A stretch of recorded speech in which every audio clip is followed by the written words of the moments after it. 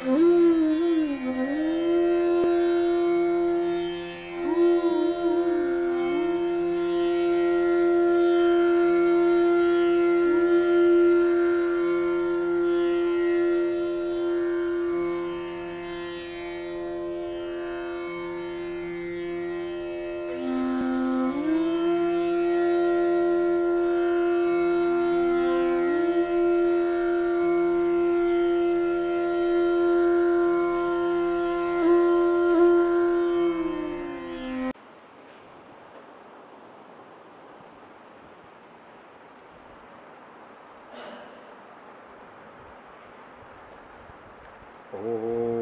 सहना भवतु सहनौ भुनक्तु सह वीर्यं करवावहै तेजस्विनावधीतमस्तु मा विद्विषावहै।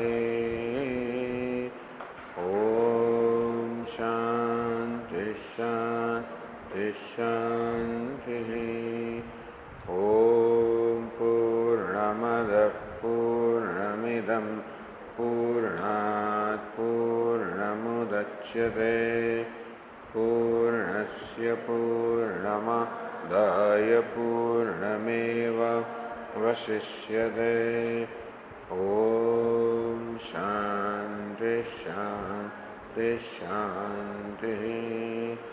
विश्वं दर्पणदृश्यमाननगरे तुल्यं निजान्तर्गतं पश्यन्नात्मनि मायया बहिर्भूतं यथा निद्रया यः साक्षात् कुरुते प्रबोधसमये स्वात्मानमेवाद्वयम्।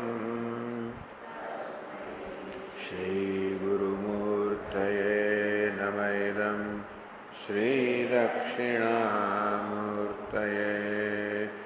वागीशायस्य वदने लक्ष्मीर्यस्य च वक्षसि यस्यास्ति हृदये संविद तं नृसिंहमहं भजे। ॐ नमः परमहंसास्वादित चरणकमलचिन्मकरन्दाय भक्तजनमानसनिवासाय श्रीरामचन्द्राय विश्वसर्गविसर्गादि नवलक्षणलक्षितं श्रीकृष्णाख्यं परं धाम जगद्धाम नमामतं। सच्चिदानन्दरूपाय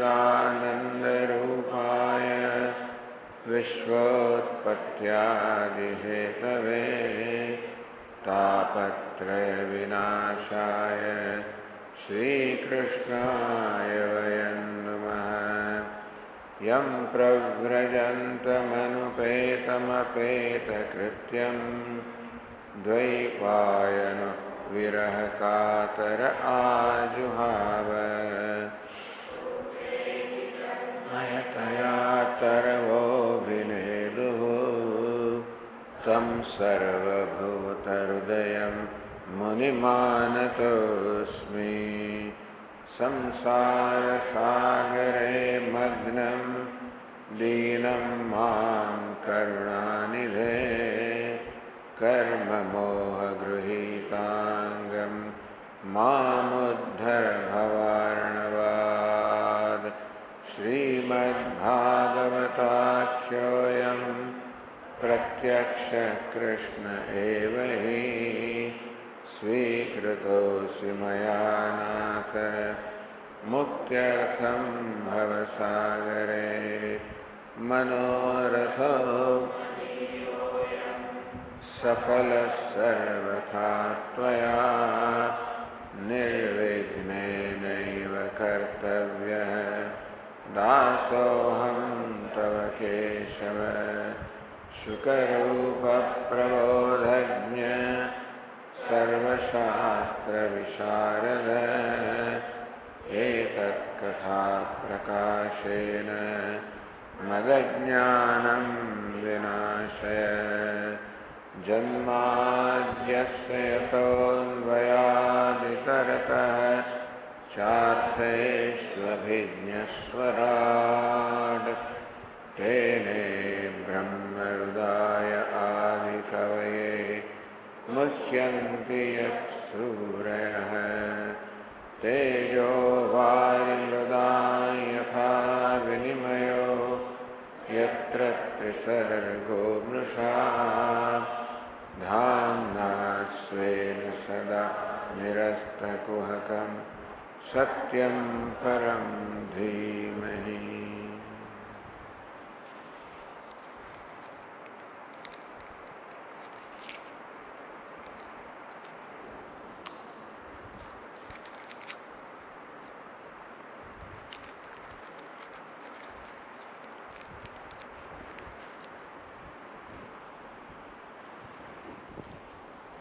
तो एकादश स्कंदना 25મા અધ્યાયમાં ભગવાન સત્વ રજસ તમસ ત્રણ ગુણનું વિવેચન કરી રહ્યા છે.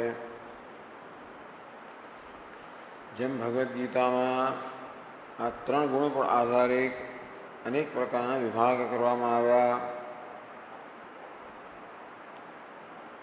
ભગવાને જ્ઞાનમ કર્મ ચ કર્તા છે, ત્રિવિધ જ્ઞાનમ ત્રિવિધ કર્મ, ત્રણ પ્રકારના કર્તા, બુદ્ધેર્ભેદમ ધૃતેશૈવ, ત્રણ પ્રકારની બુદ્ધિ, ત્રણ પ્રકારની ધૃતિ, સુખમ ત્વિદાનમ ત્રિવિધમ, ત્રણ પ્રકારનું સુખ. આ પ્રકારે ભગવાને સત્વ રજસ તમસ આ ત્રણ ગુણો પર આધારિત બહુ સુંદર વિભાગો ભગવદ્ ગીતામાં કર્યા.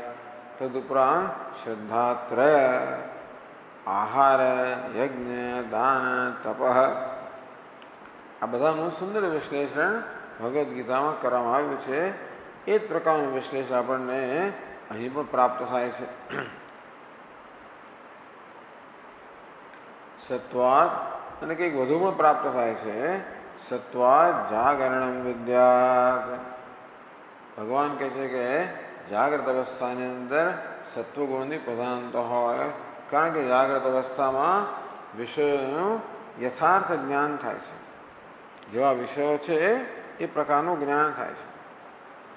રજસા સ્વપ્નમાદિશે, રજોગુણનો સ્વભાવ છે અધ્યારોપ કરવો, કલ્પના કરવી. સ્વપ્નમાં અધ્યારોપ છે, કલ્પના છે. ત્યાં જે જ્ઞાન થાય છે એ કોઈ વાસ્તવિક જ્ઞાન નથી. સ્વપ્નના વિષયો પણ વાસ્તવિક વિષયો નથી, મન વડે કલ્પાયેલા વિષયો છે. માટે સ્વપ્નને રજોગુણ કહેવામાં આવ્યું. અને સુષુપ્તિ તો તમોગુણ છે, જેમાં શંકા જ નથી. ત્યાં અજ્ઞાનનું આવરણ છે, મોહનું આવરણ છે. તુરીયમ ત્રિષુ સંતતમ, પણ ત્રણેયની અંદર જે સતત રહેલું છે, વ્યાપ્ત રહેલું છે, જાગ્રત, સ્વપ્ન, સુષુપ્તિ. આમ જાગ્રત હોય ત્યારે સ્વપ્ન સુષુપ્તિ ના હોય, સ્વપ્ન હોય ત્યારે જાગ્રત સુષુપ્તિ ના હોય, સુષુપ્તિ હોય ત્યારે જાગ્રત સ્વપ્ન ના હોય. આમ પ્રત્યેક અવસ્થા બીજી બે અવસ્થાનો બાદ કરે છે, ખસેડી દે છે. પણ આ ત્રણેય અવસ્થાઓ જેનો બાદ ન કરી શકે.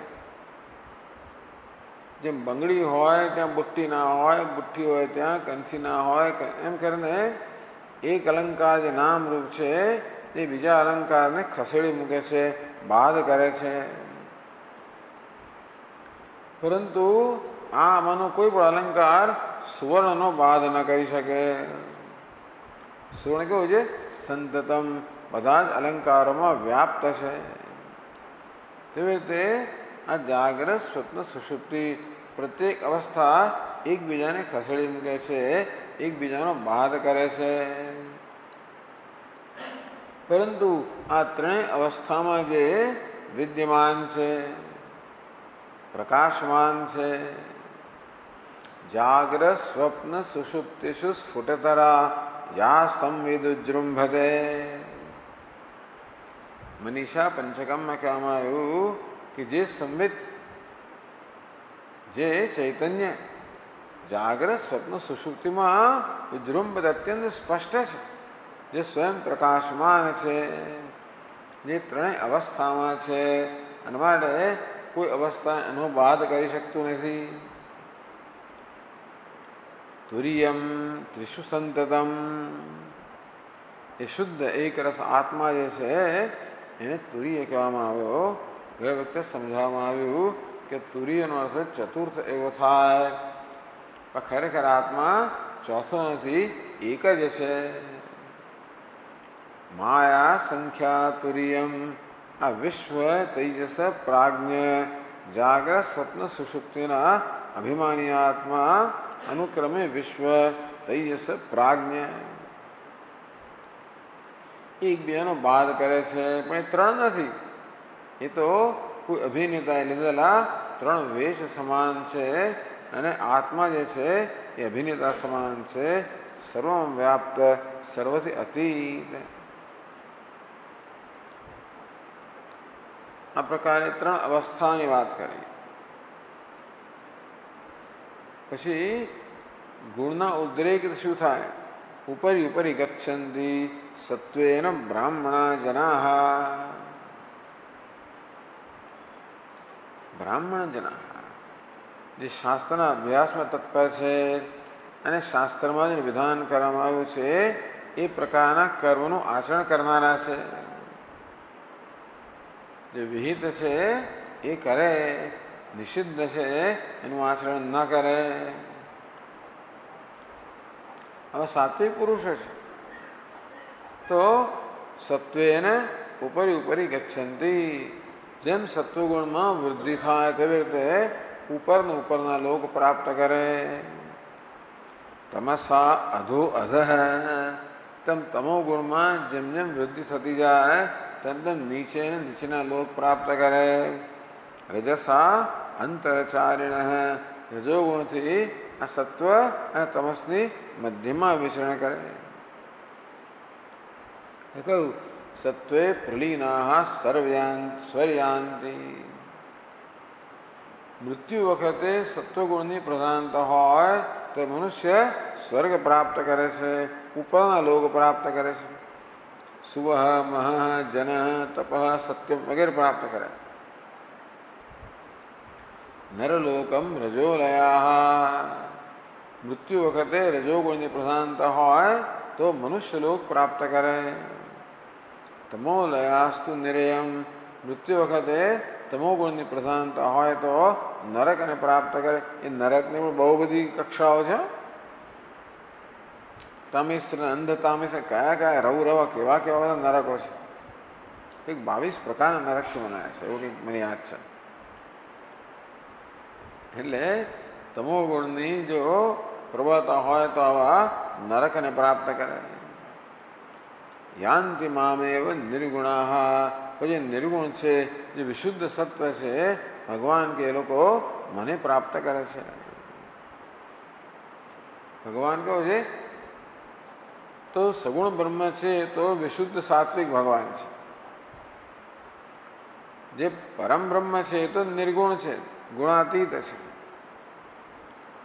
જે ગુણાતીત છે નિર્ગુણ પરમાત્માને પ્રાપ્ત કરે, જે વિશુદ્ધ સત્વ છે સગુણ બ્રહ્મને પ્રાપ્ત કરે. તો હવે આ પ્રકારના જે ગુણ છે સત્વ રજસ તમસ, એ ગુણ કેમ પ્રાપ્ત કરવા? આપણા વ્યક્તિત્વને આ પ્રકારે સાત્વિક વગેરે કેમ બનાવવું? તો કે તે પ્રકારના કર્મ કરીને. તો શું કરવાથી આપણું વ્યક્તિત્વ સાત્વિક બને? શું કરવાથી રાજસ બને? શું કરવાથી તામસ બને? મદર્પણમ નિષ્ફલમ વા સાત્વિકમ નિજ કર્મ તત.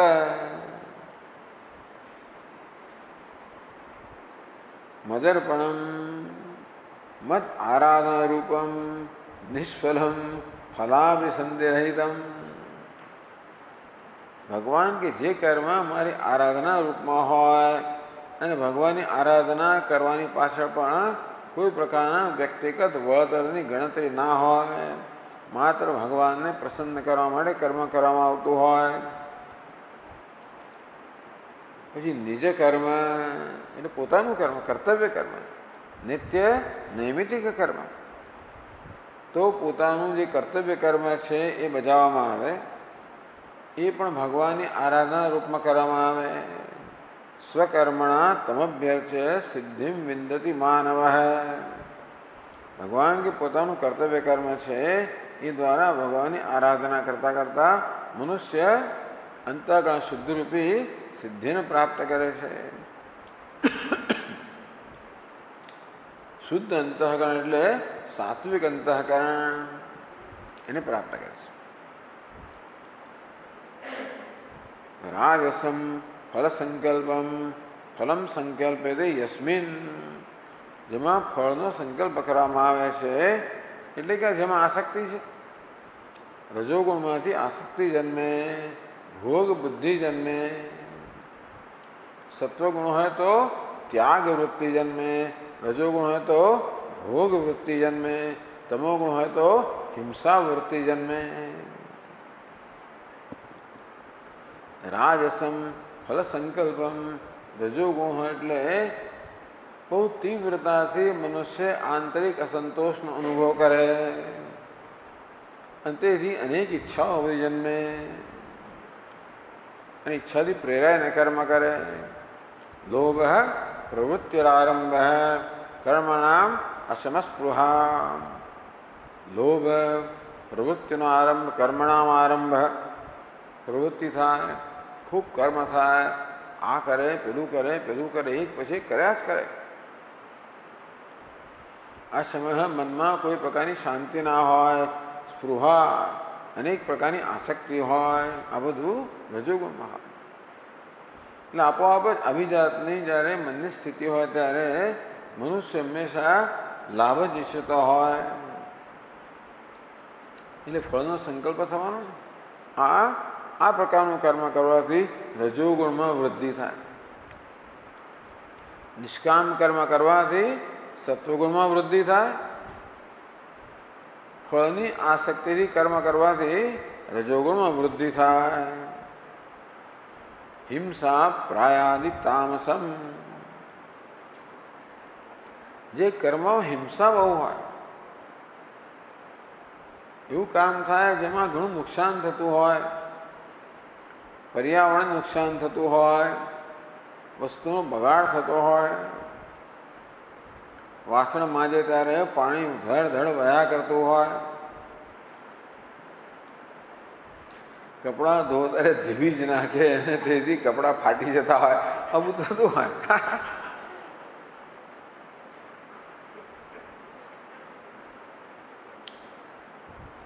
અનુબંધમ ક્ષમ હિંસામ અનવેક્ષ પૌરુષમ. મોહાત આરભ્યતે કર્મ યત્તત તામસ મુચ્યતે. જે કર્મ કરતી વખતે માણસ વિચાર ના કરે એ પણ આવશે આગળ.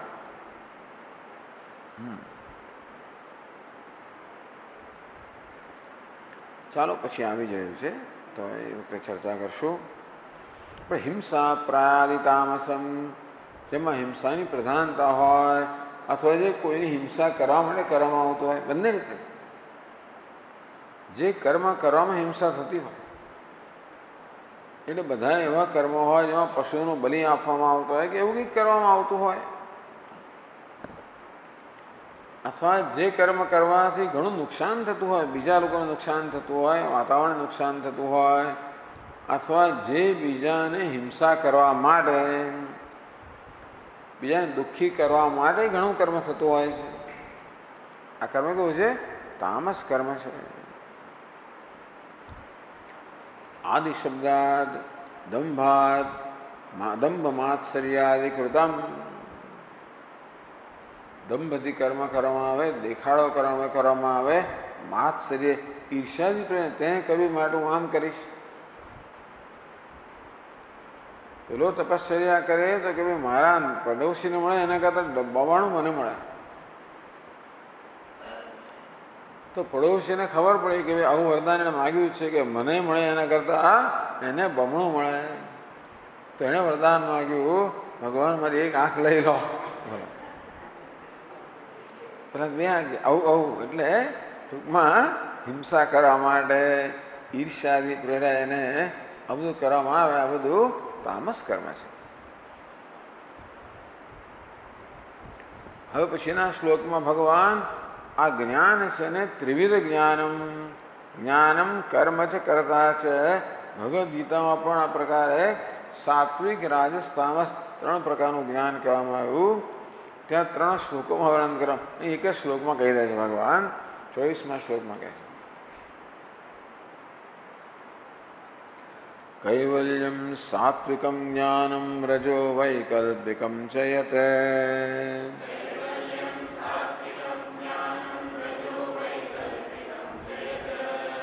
પ્રાકૃતમ તામસમ જ્ઞાનમ મન્નિષ્ઠમ નિર્ગુણમ સ્મૃતમ.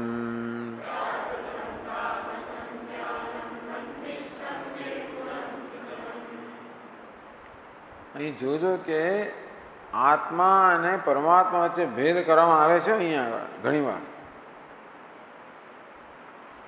કૈવલ્યમ સાત્વિકમ જ્ઞાનમ, તો શ્રી સ્વામી કૈવલ્યની વ્યાખ્યા કરે છે દેહાદિ વ્યતિરિક્ત કેવલ આત્મ વિષય જ્ઞાનમ સાત્વિકમ. આત્મજ્ઞાનને સાત્વિક જ્ઞાન કહેવામાં આવે. આત્મા કેવો છે? દેહાદિ વ્યતિરિક્ત. આ દેહ, ઇન્દ્રિય, મન, બુદ્ધિના સંઘાત કરતા ભિન્ન છે આત્મા. એવા આત્માનું જ્ઞાન છે અને કૈવલ્ય કેવલ જ્ઞાન કહેવામાં આવ્યું, સાત્વિક જ્ઞાન કહેવામાં આવ્યું. ભગવદ્ ગીતા ભગવાન કે સર્વભૂતેષુ યેનૈકમ ભાવમવ્યમીક્ષતે અવિભક્તમ વિભક્તેષુ તજ્ઞાનમ વિદ્ધિ સાત્વિકમ. સર્વભૂતેષુ યેનૈકમ, એકમ ભાવમ અવ્યમીક્ષતે. બધા જ ભૂતોમાં, બધા જ પ્રાણીઓમાં અને બધા જ પદાર્થોમાં એક ભાવ, એક જ તત્વને જે જુએ છે.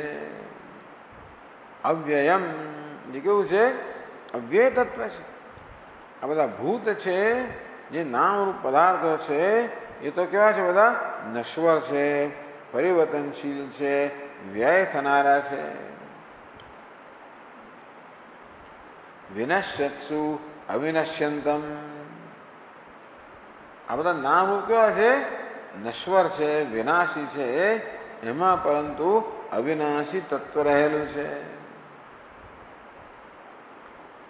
આમ જેની બુદ્ધિ આ નામ રૂપનો બાદ કરીને ત્યાં રહેલા અસ્થિભાતી પ્રિયનું દર્શન કરે છે. ઉપેક્ષ નામ રૂપે દ્વે સચ્ચિદાનંદ તત્પર. આ નામ રૂપની ઉપેક્ષા કરીને ત્યાં જ અસ્થિભાતી પ્રિય છે, સચ્ચિદાનંદ છે, એનું જેને જ્ઞાન એનું દર્શન જે કરે છે. ભલે નામરૂપ કેવું છે? ક્ષય થનારું છે, પણ અમારું આત્મતત્વ કેવું છે? અવ્યય છે. અવિભક્તમ વિભક્તેષુ. આ નામરૂપના સ્તરે બધા વિભાગ છે. એક નામરૂપ કરતા બીજું નામરૂપ જુદું છે, પણ અવિભક્તમ. આ બધા વિભક્ત જે પદાર્થો છે, અવિભક્ત તત્વ રહેલું છે. ઈક્ષ ને ઈક્ષતે, જેના વડે આ તત્વનું દર્શન કરવામાં આવે છે, તજ્ઞાનમ વિદ્ધિ સાત્વિકમ. એ અર્જુન, એ જ્ઞાન સાત્વિક છે. એને કૈવલ્યમ કહેવામાં આવ્યું, આત્મ વિષયક જ્ઞાન. એટલે અહીંયા આગળ આત્મ વિષયક જ્ઞાન અને પરમાત્મા વિષયક જ્ઞાનને જુદા કહેવામાં આવે છે. કે ભગવાન કહે મન નિષ્ઠમ નિર્ગુણ, બધા એ જાણે જુદા હોય એ વાત કરે છે ને. કૈવલ્યનો અર્થ સિદ્ધ સ્વામી કરે છે કે ભાઈ દેહાદિ વ્યતિરિક્ત કેવલ કૈવલ્ય એટલે કેવલસ્ય જ્ઞાનમ કૈવલ્યમ. કેવલસ્ય આત્મનઃ જ્ઞાનમ કૈવલ્યમ. તો આત્મા કેવળ આત્માનું, આ દેહ સાથે ભળેલો આત્મા નહીં. કે આત્માનું જ્ઞાન તો આપણને છે જ, પણ કેવા આત્માનું જ્ઞાન છે? આ દેહ વગેરે સાથે ભળેલો. સ્વામીજી કે લમ્પિંગ ટુગેધર, બધાને અહીંયા આગળ મિશ્રિત કરવામાં આવી દેવામાં આવ્યા. આપણે જ્યારે હું શબ્દનો પ્રયોગ કરીએ ત્યારે હું સાથે ચૈતન્ય તો છે જ, પણ જોડે જોડે અંદર બુદ્ધિ પણ આવી જાય, મન પણ આવી જાય, ઇન્દ્રિયો પણ આવી જાય, દેહ પણ આવી જાય, બધી વસ્તુનો સમાવેશ થઈ જાય છે. ખરેખર તો આ દેહ, ઇન્દ્રિય, મન, બુદ્ધિનો સંઘાત છે એ દૃશ્ય છે. દૃશ્યા ધીવૃત્ત સાક્ષી દૃગેવ. બુદ્ધિવૃત્તિ બધી બધી જ જગતના પદાર્થો, આપણો દેહ, આપણી ઇન્દ્રિયો, આપણું મન, આ બધું કેવું છે? દૃશ્ય છે. સાક્ષી દૃગેવ. આ બુદ્ધિવૃત્તિનું જે સાક્ષી છે એ કેવું છે? માત્ર દ્રષ્ટા છે. દ્રષ્ટા પણ ના કહેવાય, શુદ્ધ ચૈતન્ય છે. ન તો દૃશ્યતે, જે સર્વનો દ્રષ્ટા છે પણ જેનું કોઈ દર્શન ન કરી શકે. સ વેદ્ય વેદ્યમ, જે કે વેદ્ય છે, જાણવા યોગ્ય છે, બધાને આ જાણે છે. ન ચ તસ્યાસ્તિ વેદતા, પરંતુ એનું કોઈ વેદતા કે જ્ઞાતા નથી. આવું આત્મતત્વ ગીતામાં કહેવામાં આવ્યું કે ઇન્દ્રિયાણી પરાણ્યાહુ ઇન્દ્રિયેભ્ય પરમ મનઃ મનસસ્તુ પરા બુદ્ધિ યો બુદ્ધે પરતસ્તુ સહ એવં બુદ્ધે પરમ બુદ્ધ્વા. ઇન્દ્રિયાણી પરાણી આહુ, ઇન્દ્રિયો દેહ કરતા ચઢિયાતી છે, સૂક્ષ્મ છે, આંતરિક છે. ઇન્દ્રિયેભ્ય પરમ મન, ઇન્દ્રિય કરતા મન આંતરિક છે, ચઢિયાતું છે, સૂક્ષ્મ છે. મનસસ્તુ પરા બુદ્ધિ, મન કરતા સૂક્ષ્મ, આંતરિક, ચઢિયાતી બુદ્ધિ છે. યો બુદ્ધે પરતસ્તુ સહ, પણ બુદ્ધિનો પણ જે સાક્ષી છે એ બુદ્ધિ કરતા પણ સૂક્ષ્મ છે, ચઢિયાતો છે, આંતરિક છે, આત્મા છે. આ પ્રકારે દેહાદિ વ્યતિરિક્ત, આ દેહ, ઇન્દ્રિય, મન, બુદ્ધિથી જે વ્યતિરિક્ત છે, એમના કરતા ભિન્ન છે, એમનો જે સાક્ષી છે. ચિદાનંદ રૂપ શિવોહમ શિવોહમ મનોબુદ્ધિ અહંકાર ચિત્તાનિ નાહમ. આ મન, બુદ્ધિ, અહંકાર, ચિત્ત હું નથી. ન ચ શ્રોત્ર જીહ્વે ન ચ ઘ્રાણ નેત્રે, આ શ્રોત્ર, જીહ્વા, ઘ્રાણ, નેત્ર, જ્ઞાનેન્દ્રિયો નથી. ન ચ વ્યોમોહમેન તેજો પંચ મહાભૂતો નથી વગેરે. કોણ છું? ચિદાનંદ છો, દેહાદિ વ્યતિરિક્ત. કેવલ આત્મ વિષય જ્ઞાનમ, આવા આત્માને વિષય કરનાર જે જ્ઞાન છે એને કૈવલ્યમ કહેવામાં આવ્યું, એને સાત્વિક જ્ઞાન કહેવામાં આવ્યું.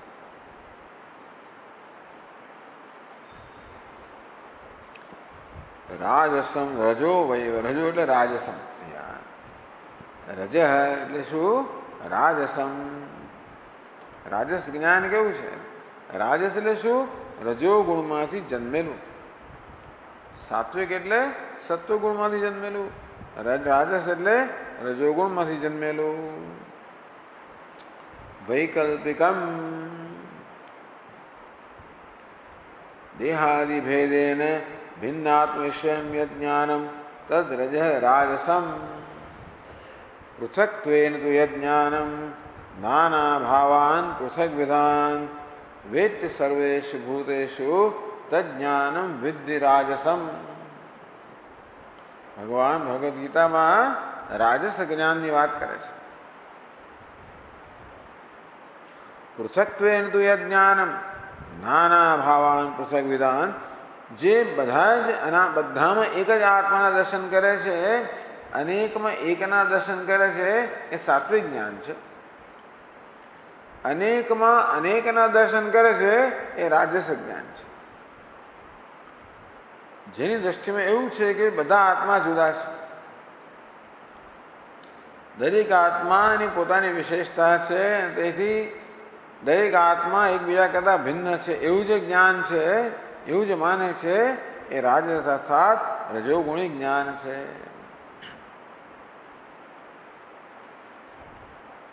પૃથક્ત્વે નાના ભાવાન પૃથક વિધાન વેત્તિ સર્વેષુ ભૂતેષુ તજ્ઞાનમ વિદ્ધિ રાજસમ. આમ ભેદભાવયુક્ત જ્ઞાન છે. ટૂંકમાં સામાન્ય મનુષ્યને જે પ્રકારે જ્ઞાન હોય છે કે ઇન્દ્રિયો છે આ બધા દ્વૈતને પ્રગટ વિષય કરતી હોય છે, એને સત્યતા આપવામાં આવે છે. જે સાત્વિક જ્ઞાન છે ને એમાં ભેદભાવને સત્યતા આપવામાં આવતી નથી, અનેકતાને સત્યતા નથી આપવામાં આવતી. અનેકતામાં જે એક તત્વ રહેલું છે એને સત્યતા આપવામાં આવે છે. રજોગુણી જ્ઞાનમાં અનેકતાને સત્ય માનવામાં આવે છે. જેમ સ્વપ્નની અંદર જે દેખાય એને સત્ય માનવામાં આવે છે, તેવી જાગૃતની અંદર પણ જે દેખાય છે એને સત્ય માનવામાં આવે છે.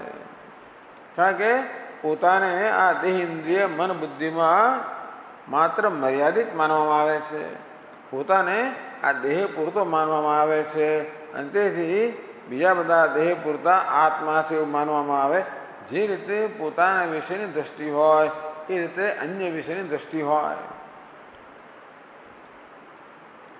એટલે એક ઘડો પોતાને ઘડો માનતો હોય તો બીજા બધા ઘડાઓને પોતાને કરતા જુદા માને. પણ એ ઘડો પોતાને માટી જાણતો હોય તો બધા ઘડાની અંદર એને એક તત્વનું જ્ઞાન થાય. એવું ક્યારે થાય? એની પોતાના વિશેની દ્રષ્ટિ બદલાઈ ગઈ હોય ત્યારે. તેવી રીતે મારા વિશેની દ્રષ્ટિ બદલાઈ ગઈ હોય. હું મારી દેહ નથી માનતો, હું ચૈતન્ય છું એ પ્રકારે જાણું છું, તો અન્ય સર્વ ચૈતન્ય છે એવું દર્શન મને થાય. પણ મારી જાતને હું દેહ માનતો હોઉં તો બીજા બધા દેહ છે આત્મા, તેથી અનેક આત્મા દર્શન થાય. અને વૈકલ્પિકમ દેહાદિ ભેદેન ભિન્ન આત્મવિષયકમ, જેટલા દેહ છે એટલા આત્મા છે એ પ્રકારનું જે જ્ઞાન છે એ રાજસ જ્ઞાન કહેવામાં આવ્યું.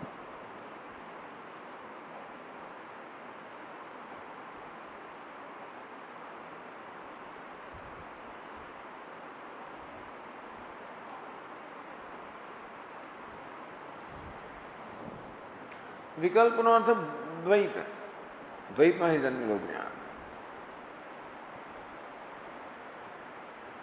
પ્રાકૃતમ તામસમ જ્ઞાનમ યત્તુ કૃષ્ણવદેકસ્મિન કાર્યે સક્તમ. જે અનેકમાં એકના દર્શન કરે સાત્વિક જ્ઞાન, અનેકમાં અનેકના દર્શન કરે રાજસ જ્ઞાન, અને એકમાં બધાને દર્શન કરે. આટલો જ માત્ર ભગવાન છે, આ પ્રતિમા પૂરતો જ ભગવાન છે. કૃષ્ણવદ એકસ્મિન કાર્ય, એક જે કાર્ય હોય જે ઉત્પન્ન થયેલું હોય તેથી કેવો મર્યાદિત હોય, પણ એ વસ્તુને પૂર્ણ માની લેવામાં આવે, એ જ ભગવાન છે માની લેવામાં આવે. આ હેત જેને માટે કોઈ કારણ નથી, આ તત્વાર્થ તત્વને અનુરૂપ નથી. આવું જ્ઞાન છે એ ગીતામાં એને તામસ જ્ઞાન કહેવામાં આવ્યું. અહીં તામસ જ્ઞાન જરા જુદી રીતે કહે છે. પ્રાકૃતમ તામસમ જ્ઞાનમ. આ પ્રાકૃત મનુષ્યો કેવા છે? જે લોકોમાં કોઈ પ્રકારના સંસ્કાર નથી, જ્યાં કોઈ પ્રકારની કેળવણી નથી, એટલે પ્રકૃતિમાંથી જન્મેલું એ કેવું હોય? બાહન મુકાદિ જ્ઞાન તુલ્યમ. આ બાળકના મગજનો કોઈ વિકાસ ન થયો હોય કે પછી મંદ બુદ્ધિ હોય, બધાનો જે વિકાસ ન થયો હોય, એ કેવું જ્ઞાન ધરાવતું હોય? કેવલમ આહારાદિ પ્રકૃતિ કાર્ય વિષયકમ પ્રાકૃતમ. પ્રકૃતિમાં જ જન્મેલી વસ્તુને વિષય કરનારું પ્રાકૃત જ્ઞાન થયું. કેવું છે? કેવલમ આહારાદિ પ્રકૃતિ કાર્ય વિષયકમ. જે જ્ઞાનમાં આહાર વગેરે સિવાય બીજું કશું આવતું જ નથી. આ જ્ઞાનને પ્રાકૃત જ્ઞાન કહેવામાં આવ્યું. આ કેવું છે?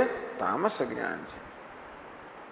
અથવા અહીં ભાષાંતરમાં કહે છે કે શુદ્ધ આત્માનું જ્ઞાન સાત્વિક છે. આત્માને કરતા ભોગતા માનવો.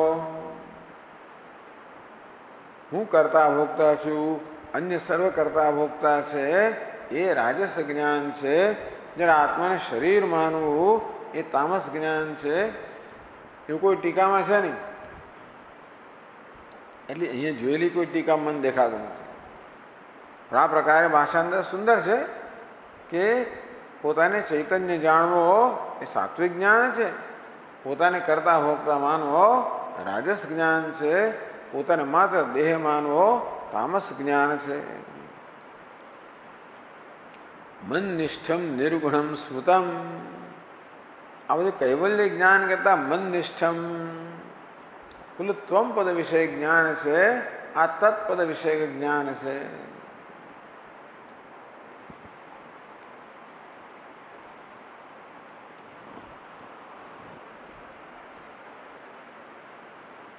તો આ પ્રકારે પરમાત્મા વિષય જ્ઞાન છે એ નિર્ગુણ જ્ઞાન છે.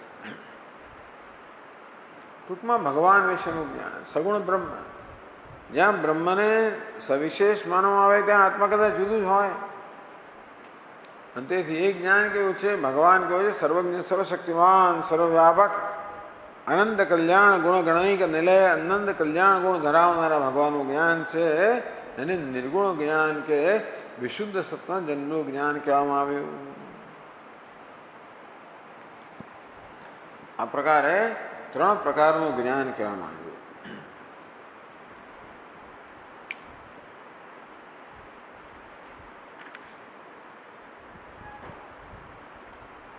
અહીં વૈકલ્પિક શબ્દનો બીજો અર્થ પણ કરવામાં આવ્યો. વિકલ્પમાંથી જન્મેલું જ્ઞાન.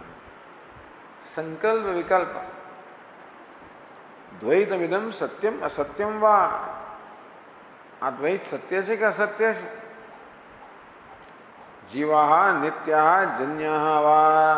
આ જીવ નિત્ય છે કે જન્મેલા છે માટે મર્ત્ય છે? ઇત્યાદિ વિકલ્પ પ્રભાવ એવો અર્થ કરવામાં આવે. આ પ્રકારના વિકલ્પમાંથી જન્મેલું વૈકલ્પિકમ જ્ઞાન એવું કહેવામાં આવે.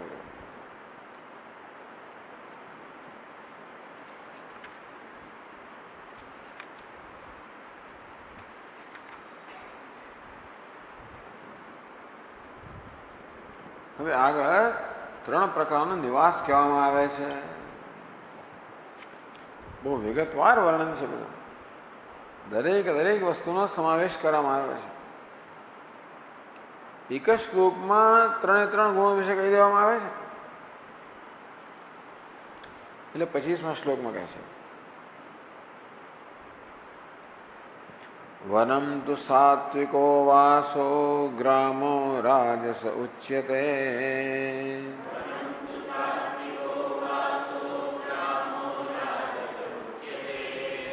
તામસમ દ્યુત સદનમ મન્નિકેતમ તુ નિર્ગુણમ.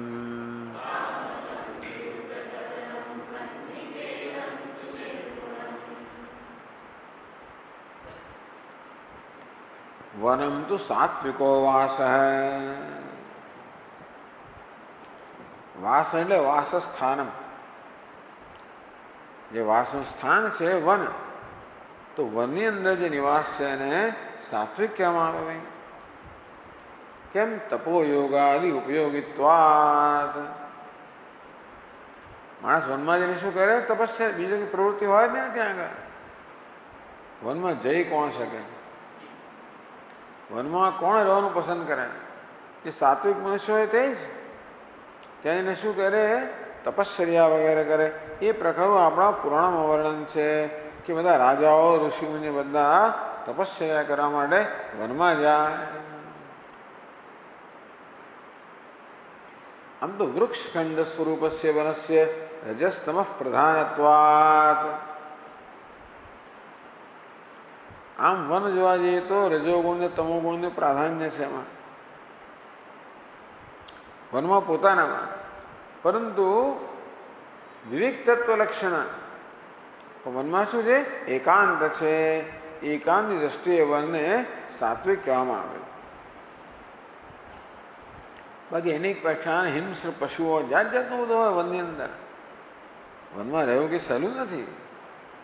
તો છતાં પણ એકાંત પસંદ જે છે એ લોકો ત્યાં જાય.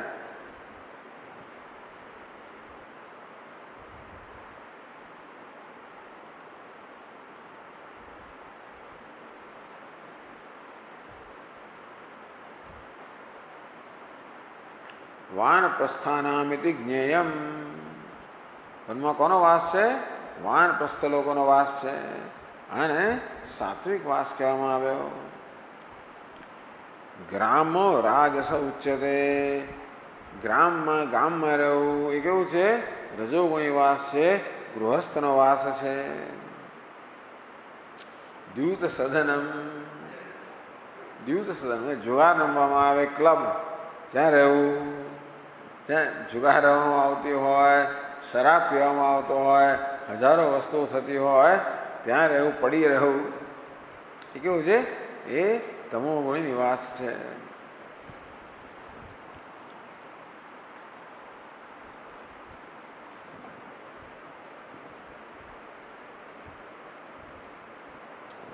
અથવા વન કેવું છે? સત્વગુણના ઉદય માટેનું સ્થાન છે. ત્યાં કઈ એકાંત ને એ પ્રકારનું વાતાવરણ કારણે સત્વગુણ ઉદય માટે સાત્વિક કહેવામાં આવે. મન નિકેતમ તો નિર્ગુણમ. ભગવાન કે જ્યાં મારું સ્થાન હોય, જ્યાં મારું મંદિર હોય, એ સ્થાન જે હોય એ અહીંયા કહે છે શ્રીરંગાદિ દિવ્ય સ્થાનમ. તો શ્રીરંગ, જ્યાં ભગવાન રંગનાથનું મંદિર છે, શેષશાહી ભગવાનનું મંદિર છે, અને રંગનાથ કહે છે. એટલે શ્રી રંગનાથ એટલે શ્રીરંગના નાથ. આવા સ્થળે જ નિવાસ છે એને સાત્વિક કહેવામાં આવ્યો. નિર્ગુણમ ગુણત્રય વિઘાતક સત્વવૃદ્ધિ અતિશય હેતુ. એટલે વનમાં નિવાસ કરો એના કરતા પણ ભગવાનનું મંદિર જ્યાં હોય એ નિવાસને ચડિયાતો ગણવામાં આવ્યો.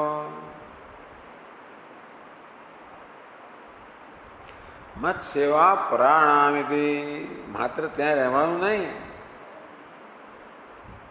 એવું જે સ્થાનમાં ભગવાનનું મંદિર હોય, આપણે માની લઈએ કે ત્યાં નિવાસ કરનારા મનુષ્ય છે એ સતત ભગવાનની ભક્તિ કરતા હશે, એ મંદિરમાં દર્શન કરતા હશે, સેવા પૂજા કરતા હશે, મંદિરમાં સેવા કરતા હશે.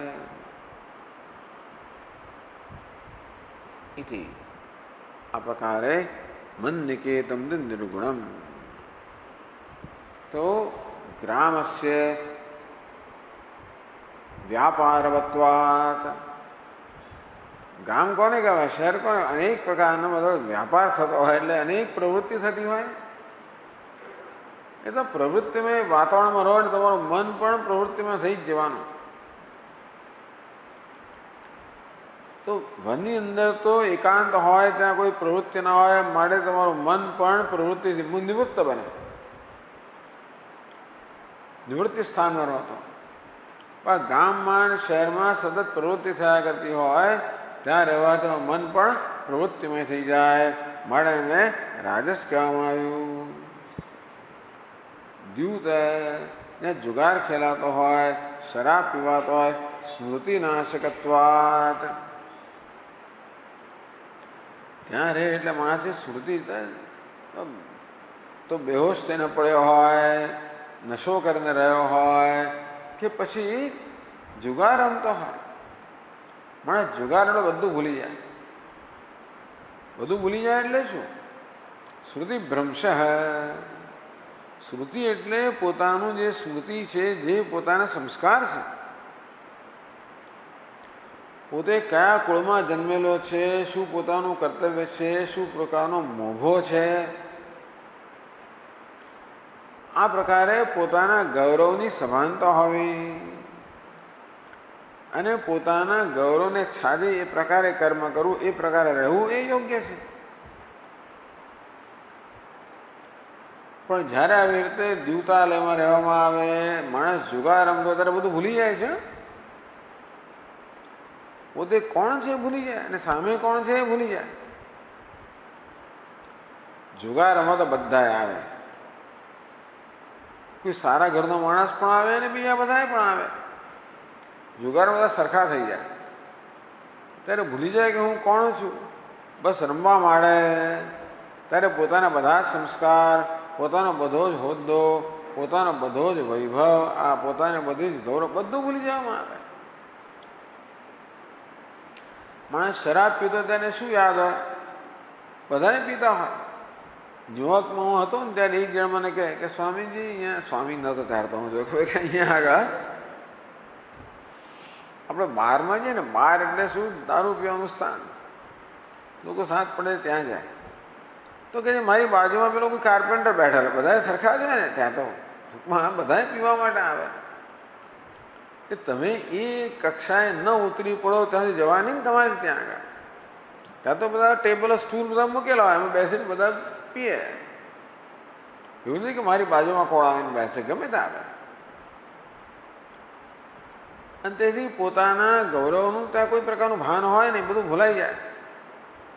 માટે આવી જાતના નિવાસ સ્થાનને તામસ કહેવામાં આવ્યું. મન્નિકેતમ દેવાલયાદિ, મંદિરમાં રહેવું તો શ્રેષ્ઠ જ થઈ ગયું. જે સ્થળે મંદિરો ત્યાં રહેવું પણ જો સારું હોય તો મંદિરમાં જ રહેવું કેવું કહેવાય? સાત્વિકમ, નિર્ગુણમ.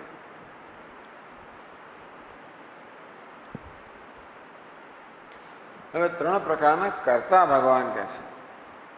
જ્ઞાનમ, કર્મ છે, કર્તા છે. કર્મની વાત કરવામાં આવી, નિષ્ફલમ મદર્પણમ સાત્વિકમ. જ્ઞાનની વાત કરવામાં આવી.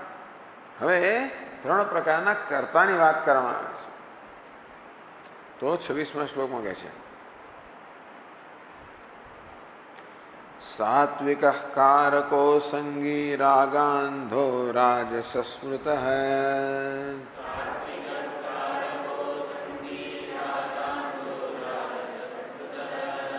તામસ સ્મૃતિ વિભ્રષ્ટો નિર્ગુણો મદ્વ્યપાશ્રય.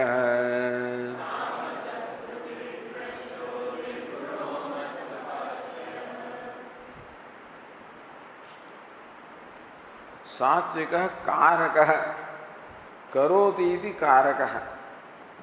આમ તો કર્મની અંદર જે બધા ઘટકો જોઈએ એને કારક કહેવામાં આવે.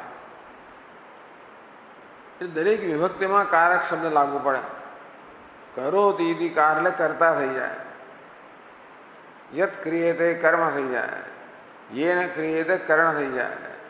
યસ્મૈ ક્રિયતે સંપ્રદાન થઈ જાય. યસ્માત કે બધી વિભક્તિ લગાડો એટલા 6 કારકો થઈ જાય. યસ્મિન ક્રિયતે, યસ્મિન કઈ વિભક્તિ થઈ? હા, યસ્મિન કઈ વિભક્તિ થઈ?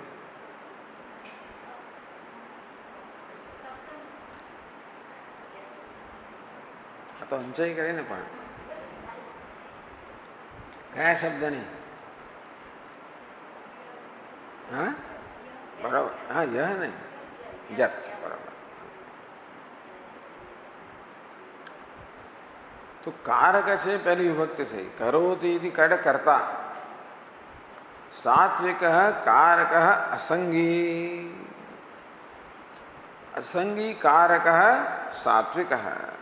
જે અસંગી છે, ફલ અનાસક્ત છે, એક અહીંયા આગળ એક જ માત્ર લક્ષણ કહેવામાં આવ્યું. ત્યાં ગીતામાં વિગતવાર વર્ણન કરવામાં આવ્યું.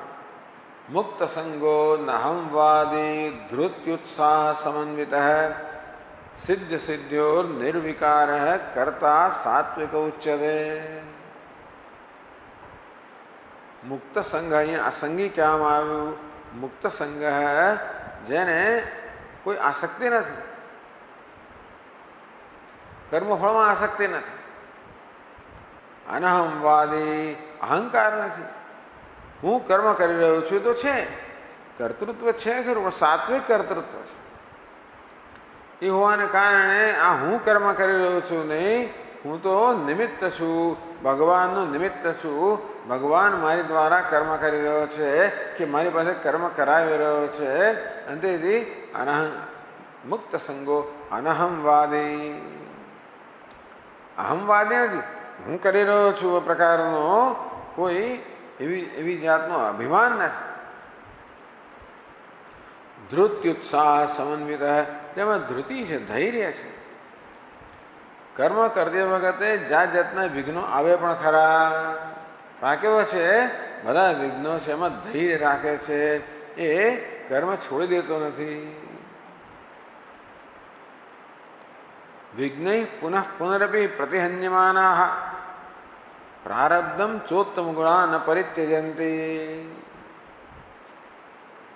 અનેક પ્રકારના વિઘ્નો આવે તો પણ ઉત્તમ ગુણો ધરાવનારા લોકો છે એ પોતે જ આરંભ કર્યો હોય એ કર્મનો ત્યાગ કરતા નથી, ધૈર્ય છે. ગાંધીજીએ 32 વર્ષ કામ કર્યું. 1915 માંડીને 1947 સુધી, ત્યારે આઝાદી મળી, એમને નથી મળી. અને એમણે 32 વર્ષ કર્યું. એમની પહેલા કેટલા લોકોએ કેટલું કામ કર્યું, પણ કેટલી નિરાશાઓ મળી, કેટલા અવરોધ આવ્યા. બ્રિટિશ લોકો એટલે દુષ્ટમાં દુષ્ટ લોકો, દુનિયાના સૌથી વધારે દુષ્ટ માણસો હશે કદાચ, આપણે એમને જાણીએ. પેલા ફ્રેન્ચ લોકો અને પેલા ડચ લોકો કોઈ ઉતરતું નથી, બધા જ જંગલી લોકો છે. આવા દુષ્ટ, ક્રૂર, જંગલી, આમ પાછા બહુ એમના દેખાવ વર્તનમાં બધા એમ બધા એ હોય, પણ અંદર એની માનસિકતા, આવા લોકો સાથે કામ કરવું અને ધીરજ ન ગુમાવવી. ધૃત્યુત્સાહ સમન્વિત, ઉત્સાહપૂર્વક કર્મ કરવું, ધૈર્ય પણ છે, ઉત્સાહ પણ છે. સિદ્ધ સિદ્ધ્યો નિર્વિકાર, આ ગાંધીજીના જીવનો જોવા જેવું છે. આ બધા ગુણો લાગુ પડે. સિદ્ધ સિદ્ધ્યો નિર્વિકાર, સિદ્ધિ એટલે સફળતા, અસિદ્ધ નિષ્ફળતા, એ બંનેમાં જે નિર્વિકાર છે, એટલે વિકાર એટલે કે જેનામાં કોઈ પ્રકારનો પ્રત્યાઘાત જન્મતો નથી. આમ તો સફળતા મળે એટલે માણસ હર્ષના આવેગમાં આવી જાય, નિષ્ફળતા મળે તો બિચારો શોકમાં મગ્ન થઈ જાય. સિદ્ધ સિદ્ધ્યો નિર્વિકાર, ચાલો ભાઈ સફળતા પણ મળે, નિષ્ફળતા પણ મળે, પણ જે નિર્વિકાર છે એટલે જેના મનની શાંતિ કે જેના મનનું પ્રભુત્વ પર કોઈ અસર નથી થતી. કરતા સાત્વિક ઉચ્ચતે, અને ભગવાન ભગવદ્ ગીતામાં સાત્વિક કરતા કહે છે. નહીં માત્ર આટલું જ કહેવામાં આવ્યું કે સાત્વિક કારક અસંગ, એક વસ્તુ કહેવામાં આવે. મુક્ત સંગો અહનમવાદ અનહમવાદી, મુક્ત સંગો એટલું કહેવામાં આવે.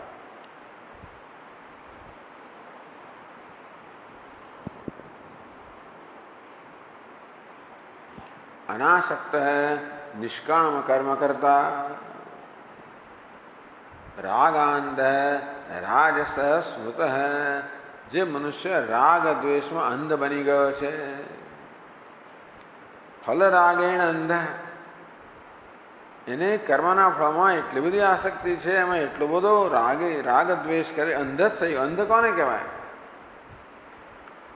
તન્નશ્રત્વાદી અપશ્યન, કે આ કર્મફળ કેવું છે, એટલે કર્મફળ તો નશ્વર છે, કોઈ જોતો નથી. જેના પર મદાર બાંધવું છું એ વસ્તુ મદાર બાંધવા યોગ્ય છે કે નહીં? તો ભગવાનનો ભક્ત કહેવાય, ભગવાનનો આશ્રય લે. આ માણસ કોનો આશ્રય લે? કર્મફળનો આશ્રય લે છે. એનો બધો મદાર કોના પર છે? કર્મફળ છે. બધું સુખ, બધી વસ્તુનો મદાર ક્યાં છે? કર્મફળ પાસે. એ જોતો નથી કર્મફળ તો કેવું છે? નશ્વર છે. એ નશ્વર વસ્તુ મને શું સુખ આપવાની? એ અંધ કોને કહેવાય? આ જ હકીકત છે, હકીકતને જુએ નહીં. કારણ કે રાગ અને દ્વેષને કારણે એનો વિવેક, અંધ એટલે શું?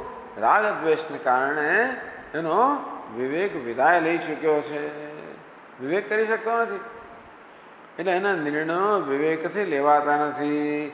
રાગ અને દ્વેષ જ એની પાસે નિર્ણયો લેવડાવે, એની પાસે કર્મ કરાવે. કર્મ કરે તો પણ પોતાના રાગ દ્વેષને સંતોષવા માટે કરે.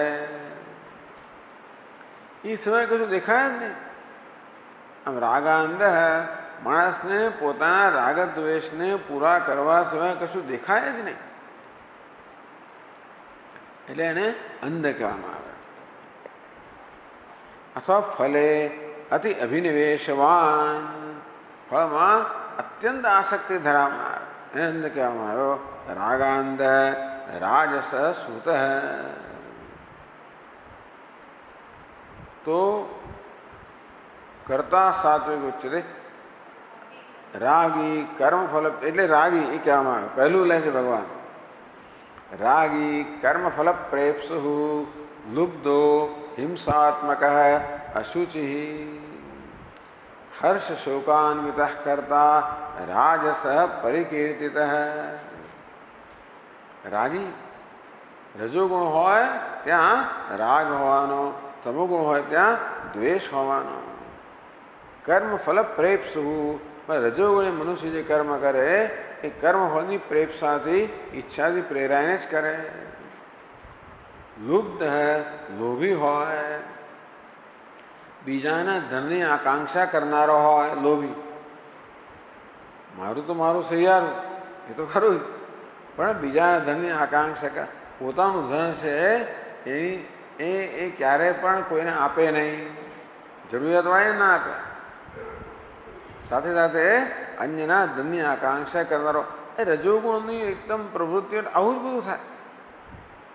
હિંસાત્મક રજોગુણ હોય એટલે પછી માણસને એની સંવેદનશીલતા પર આઘાત લાગતો હોય છે. ટૂંકમાં બીજાની લાગણીથી સંવેદનશીલ હોતો નથી, અને માટે પોતે જે કર્મ કરે છે એને કારણે બીજાને શું લાગશે શું નહીં એનો વિચાર કરી શકતો નથી.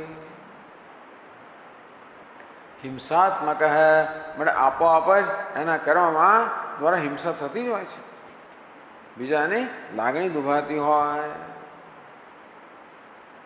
અશુચિ અપવિત્ર માણસ, એના મનના વિચારો પવિત્ર નથી, અને તેથી ધીમે ધીમે એનું વર્તનમાં પવિત્ર ના હોય. હર્ષ શોકાન્વિત કરતા, જીવનમાં સફળતા નિષ્ફળતા મળ્યા જ કરવાની છે. પેલું ચક્ર ચાલે તેવી રીતે કોઈને નરી સફળતા જ મળે એવું ના બને, કોઈ નરી નિષ્ફળતા મળે એવું પણ ના બને. હર્ષ શોકાન્વિત કરતા, જરાક સફળતા મળી, હર્ષના આવેગમાં આવી ગયો, કંઈક નિષ્ફળતા મળી, શોકમાં ગરકાવ થઈ ગયો. કરતા રાજસ ઉચ્ચતે, આવા કર્મ કરનારને રાજસ કર્મ કરવા કહેવાય. અહીંયા આગળ રાગાંધો રાજસ સ્મૃત, તામસ સ્મૃતિ વિભ્રષ્ટ. સ્મૃતિ એટલે સ્મરણ શક્તિ નહીં, સ્મૃતિ એટલે કર્તવ્ય અકર્તવ્ય વિવેક, એને સ્મૃતિ કહેવામાં આવે.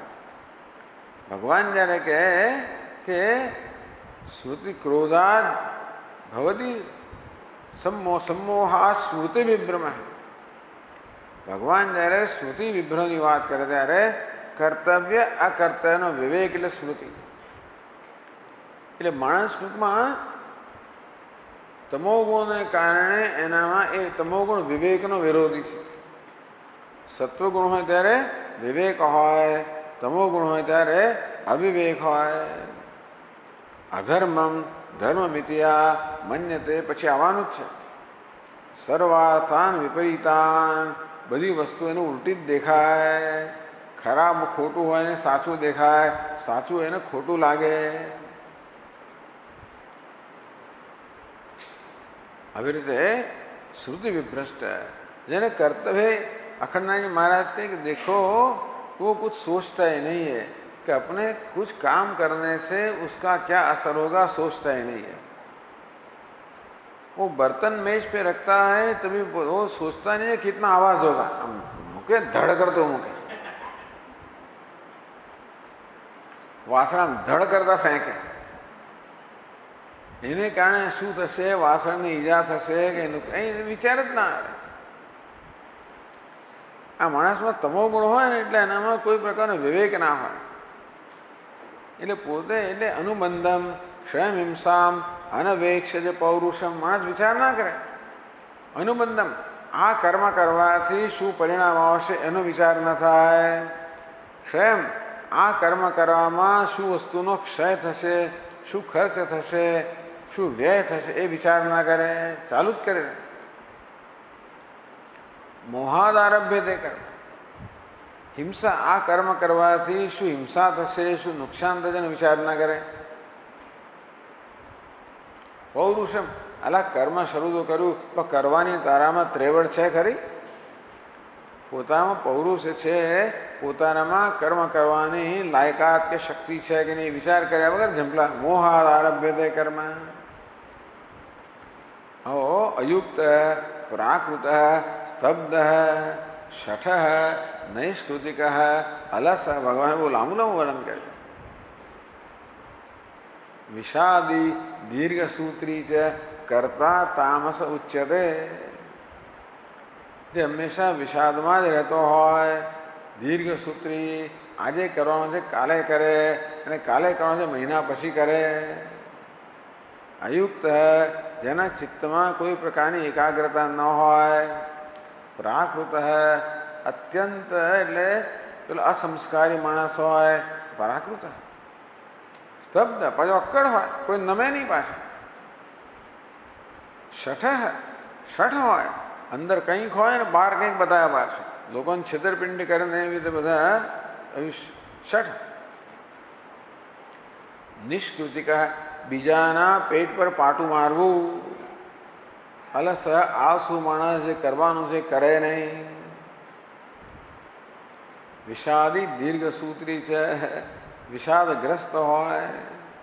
દીર્ઘ સૂત્રી એટલે ધીમે ધીમે ધીમે ધીમે, જે આટલામાં 1 મિનિટમાં થતું હોય એના માટે 10 મિનિટ લગાડે, અને કલાકમાં થતું હોય એના માટે આખો દિવસ લગાડે. એવું ઘણા લોકો હોય છે. દીર્ઘ સૂત્રી છે. કરતા તામસ ઉચ્યતે, આવા કરતા ને તમો ગુણી કહેવામાં આવ્યો. નિર્ગુણો મત વ્યપાશ, અહીંયા તો અહીંયા બરોબર છપાયું નથી. મદ વ્યપાશ, વ્યય ગ્રહી હોય છે. હા ના, મદપાશ્રય, મદપાશ્રય બરાબર. નિર્ગુણો મદપાશ્રય હૈ. અપાશ્રય કહો, વ્યપાશ્રય કહો, ટૂંકમાં મદેક શરણ, જે માત્ર એક મને જ શરણ થયેલો હોય. નિરહંકારત્વાદ, જેનામાં જે નમ્ર છે, નિરહંકાર છે, એવાને નિર્ગુણ કરતા કહેવામાં આવ્યો.